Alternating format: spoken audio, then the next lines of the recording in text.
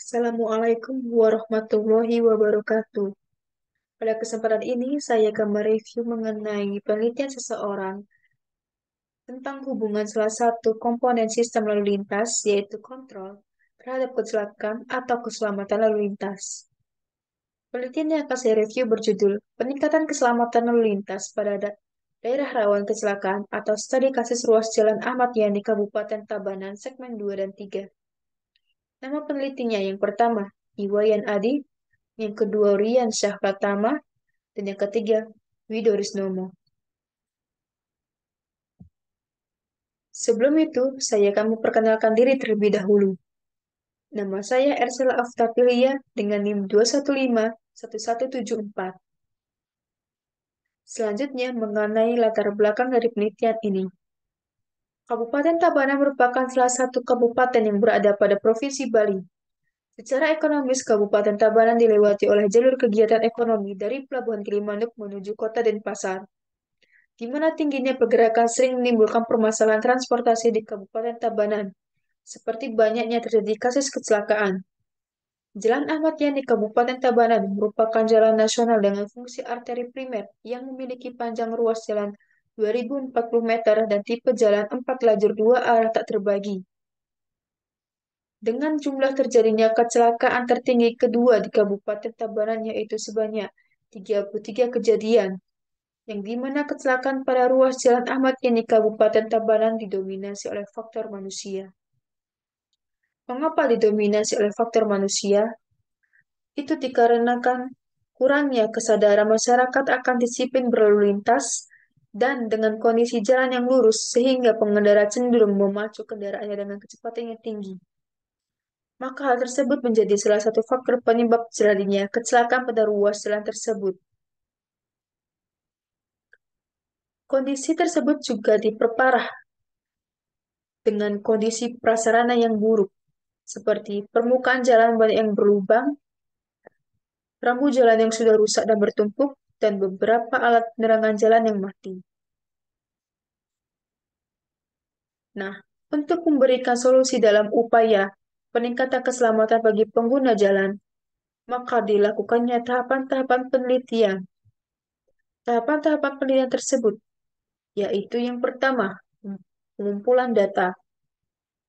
Melakukan pengumpulan data sekunder melalui data hasil praktek kerja lapangan di Kabupaten Tabanan dan data primer melalui survei inventarisasi pada ruas Jalan Ahmad Yani Kabupaten Tabanan untuk menggambarkan kondisi ruas jalan tersebut baik dalam kondisi fasilitas jalan maupun dalam kondisi geometrik jalan.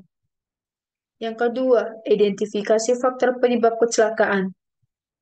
Melakukan identifikasi dari data sekunder mengenai faktor-faktor penyebab kecelakaan pada ruas Jalan Ahmad Yani Kabupaten Tabanan berdasarkan data yang diperoleh dari Kepolisian Resor Kabupaten Tabanan. Yang ketiga, analisa lokasi titik rawan kecelakaan. Melakukan analisa lokasi titik rawan kecelakaan atau black spot berdasarkan dari data Kepolisian Resor Kabupaten Tabanan. Yang keempat, analisa perbandingan data yang didapat. Melakukan analisa data primer yang telah didapat dan melakukan analisa perbandingan dengan aspek jalan berkeselamatan di ruas Jalan Ahmad Yani di Kabupaten Tabanan. Yang kelima, hasil analisa. Keluaran dari hasil analisis berupa rekomendasi atau usulan perbaikan terhadap keselamatan lalu lintas dan angkutan jalan pada ruas Jalan Ahmad Yani Kabupaten Tabanan. Kemudian, bagaimana pemecahan masalah tersebut? Yang pertama, analisis fasilitas perlengkapan jalan. Analisis fasilitas perlengkapan jalan tujuannya untuk mengetahui kondisi fasilitas perlengkapan jalan di ruas Jalan Ahmad Yani Kabupaten Tabanan. Dengan menganalisis fasilitas perlengkapan jalan sesuai dengan standar yang berlaku dan sesuai dengan persyaratan dari jalan berkeselamatan yang nantinya akan menjadi rekomendasi untuk perbaikan pada ruas Jalan Ahmad Yani Kabupaten Tabanan. Berikut merupakan tabel mengenai tingkat kesesuaian antara tingkat kondisi dan tingkat kepentingan prioritas perbaikan fasilitas perlengkapan jalan. Dari data tersebut, diketahui bahwa tingkat kesesuaian paling tinggi yaitu indikator trotoar dengan tingkat kesesuaian sebesar 123,53%. Hal ini dapat diartikan bahwa trotoar sudah sesuai dengan keinginan atau harapan pengguna jalan. Sedangkan tingkat kesesuaian paling rendah yaitu rambu dengan tingkat kesesuaian sebesar 64,23%. Hal ini dikarenakan rambu pada ruas jalan Ahmad Yani Kabupaten Tabanan sebelum sesuai penempatan dan ada beberapa rambu yang dirasa perlu ditambahkan. Selanjutnya yang kedua yaitu usulan peningkatan keselamatan dan rekomendasi pemecahan masalah. Berikut yaitu gambar desain usulan penanganan segmen 2. Pada penanganan pada segmen 2, ada beberapa penambahan seperti pita penggaduh atau rumble strip dan pemasangan rambu peringatan hati-hati, rambu batas kecepatan, rambu peringatan penyeberang pejalan kaki, rambu peringatan daerah rawan kecelakaan, rambu peringatan persimpangan 3 sisi kiri, pemasangan rambu perintah tempat ibadah, dan perbaikan lampu penerangan jalan umum yang sudah rusak. Kemudian berikutnya, yaitu gambar desain usulan penanganan segmen 3.